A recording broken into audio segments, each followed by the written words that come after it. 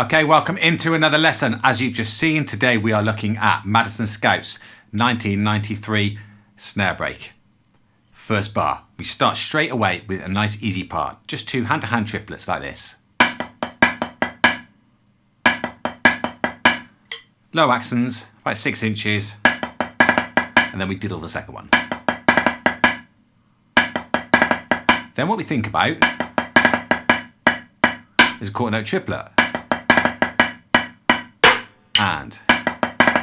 But instead of the now, we play in that same spot, which is 3 Swiss Army triplets. So.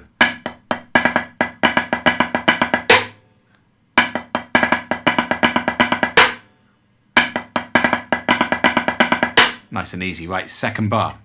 Second bar, we take a triplet and we move the accent from the first partial of the triplet to the second partial to the third partial, and we're doing rim shots. We're physically playing groupings of 4 notes: right, left, left, left, right, left, left, left, right, left, left, left. But we're going. Now that sounds like 1, 2, 3, 4, but it's actually 1 triplet, 2 triplet, 3 triplet, 4 triplet, 1. With a metronome, you'll hear that a little bit easier. So we'll try that. Let's put a metronome. So this actual beat. This actual break, I should say, the first part of it, we'll talk tempo later, but the first part of it is 156, around about that speed. So we drop it the way down to say 120, and we go. That's the part. 3, 4. 2, 3, 4. Now they have a bit of whipping arm motion for a visual effect as well, so we get that kind of idea. So if I put the 2 bars together and play the whole top line,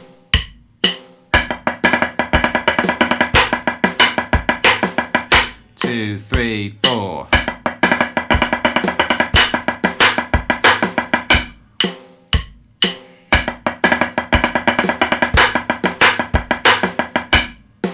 Fairly simple, but straight away now we go into the meat of this. This one goes crazy, right? I've written this second line, as you can see, as 3 bars of 2, 4, or 3 2s add to 6, so it could be a bar of 6, or you could say it's a bar of 2 and a bar of 4, whatever you want, right? It's 6 counts of crazy notes here. The notes that you're going to see, and you saw in that video I played at the start, there's lots of these, what some people call floppy flams, just hand-to-hand flams. Instead of being staccato like this, they're loose, like this. Now, there's lots of advanced, let's call them, techniques that you can go away and practice and learn to help you with these. We've got push-pull technique. We've got Moeller. I'm sure there's others, right, which people will think of. Those are very good techniques, but we don't have to have those to be able to play floppy flams, right? The basics of floppy flams are like this. We're playing flams that are really low. We're loosening up, making everything bounce. And as I get faster, rather than just playing with my fingers or my wrists, I'm actually bending here. So I'm doing a bit of this motion, and the same on my left hand here. So I'm starting to get this kind of thing going on. The other thing is, instead of playing sort of perfect tight grace notes, I'm letting the grace notes pop up, so the flams might be more like this, almost like double stops. So we're not as fussed about this, we're just nice and loose. We don't really want a lot of tension in our hands, we want it to be relaxed, and letting the stick bounce with a little bit of this kind of arm motion. Okay, let's jump straight into this. First part, we've got a tap, drag, and then a cheese chur with a release. So we've got this. Now I've written that as accents, but the accents in it are actually all in this whole section down about 6 inches, so quite low.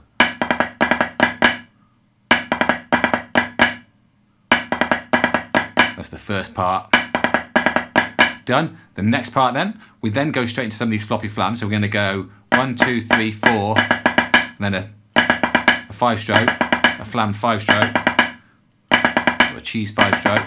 So that part's going to go 1 triplet, 2 triplet, 3, 1 triplet, 2 triplet, 3. I'm playing a release there. It's just a normal note, and it's all about the same height.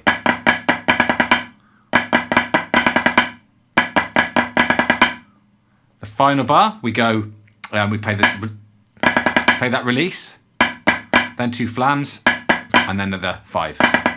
Now this one ends with a rim shot, so this last bar goes.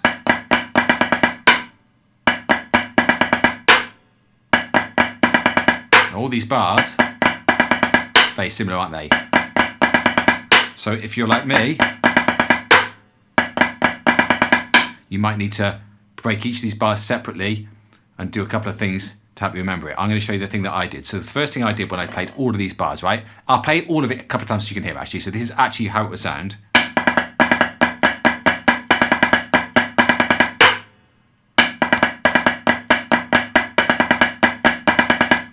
Now for me to get it, I took all the flams out and I just played it as if it was a diddle pattern. So like this.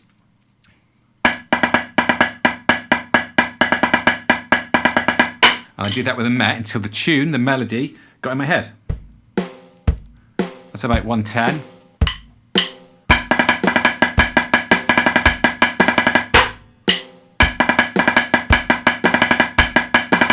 Play that one wrong. So it's 2 lefts, then right, then lefts.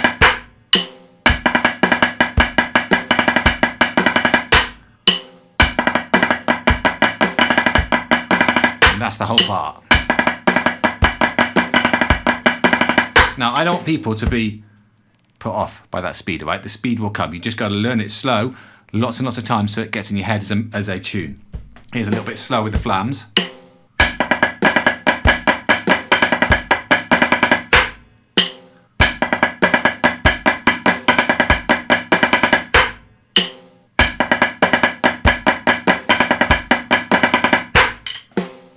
You need to just play that 20, 30 times. Get used to it.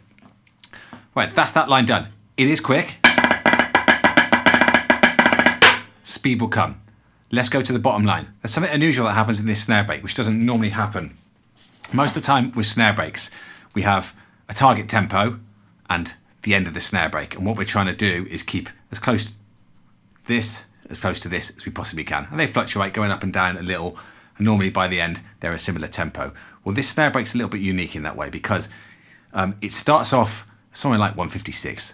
It drops down to about 140, which happens in snare breaks. It goes back up to about 156, but then all of a sudden the part that we're reaching now, this bottom line, there's a massive drop where it drops all the way to 115 beats a minute. Big drop.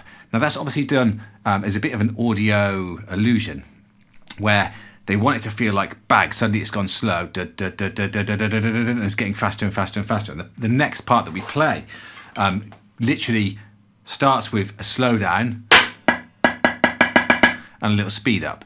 So that's going to give the effect to the audience that everything's building up and up to the big at the end. So let's teach you that part. The first part then, we start with 3 different meter types. 8th notes, 8th note triplets, and 16th notes. We're just going 1 and 2 triplet, 3 E and a 4. 1 and 2 triplet, 3 E and a 4. 1 and 2 triplet, 3 E and a 4. Now we've got a full stick throw in that gap, so we're going to go 1 and 2 triplet, 3 E and a 4. 1 and 2 triplet, 3 E and a 4. You're going to find it a bit easier instead of doing it up here. If you go down by your side, if you turn the stick around so your thumb's facing up and you use your fingers just to quickly flick that around. So we get 1 and 2 triplet, 3 E and a 4. 1 and 2 triplet, 3 E and a 4. Now the final bar, I've written it in a bar of 5/4, right? It could be a 4/4 and a little bit into the next bar, but the 5 makes a little bit of sense to me. We start off with these 2 cheeses, just simple hand-to-hand cheeses, just. Then we get 2 cheese churs, so we get, so instead of like cheddar, we're getting cheese churs, cheddar, but with a cheese, cheese, but this time we get a rim shot, flam release, so cheese, end.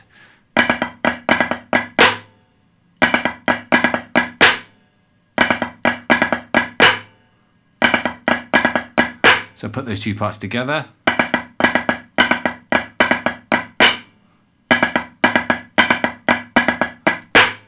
And then we're into a nice little single stroke 9, which ends with a rim shot. Now, if it was this tempo, they probably would have written it like this, but it's not, it's crazy fast. So keep it nice and low and just pull back for that rim shot. So that's going to give you That's a bad example. Let's try again. Now the ending, we just got that to end. This is another part that's very quick. Take it slow and learn it, and then you'll get the speed. So this whole section that we're on here, 115 is the target that they played out. We're going to take it down to, let's try about 80. Let's go real slow. So this is the bottom line at 80. We've got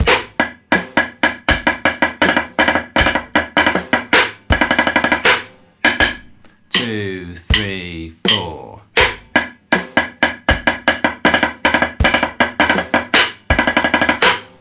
Still pretty hard. 2, 3, 4.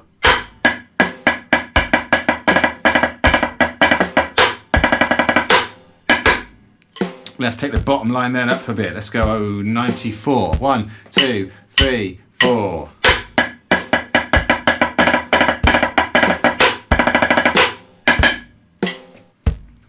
If I said to you, play me a fast roll, and you started playing like this, the first thing that I would say would be, well, just play a lot lower. The same thing's going to happen with these cheeses. If you try and play, you're not going to get the speed that's required, okay? So we want a little bit more arm motion, a little bit more beats facing into the head for this section to get quick, right? I'm going to try 115. It's crazy fast.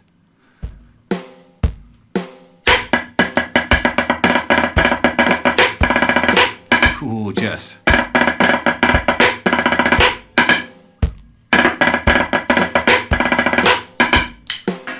Hard that is, really hard, all right?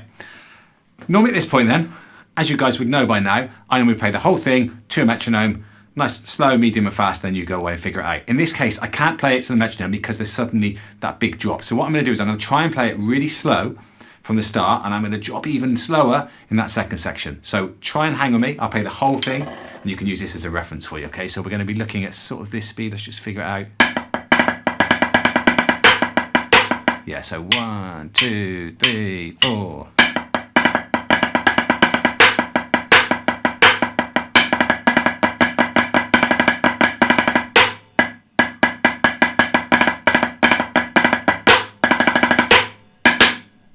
Try that again. 2, 3, 4.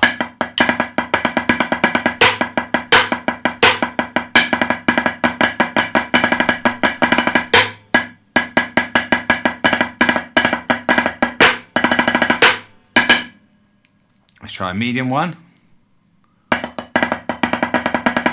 2, 3, 4.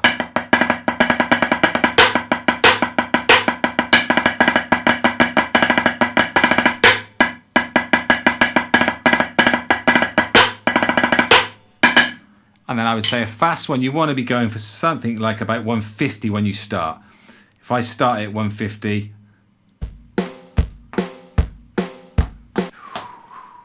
that's quick.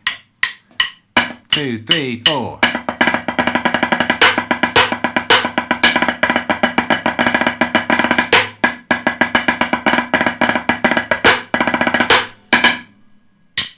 That's your whole break. So if you enjoyed this lesson, please leave me some comments. Please like, notification button, and all that kind of stuff. Also, if you're digging these lessons, please consider subscribing. I've got lots of other content. I've got lots of other snare breaks. I've got technique breakdowns. I've got rudiments. Go check it all out. If you're digging it, then I look forward to seeing you in another lesson as soon as possible. Thanks again for watching.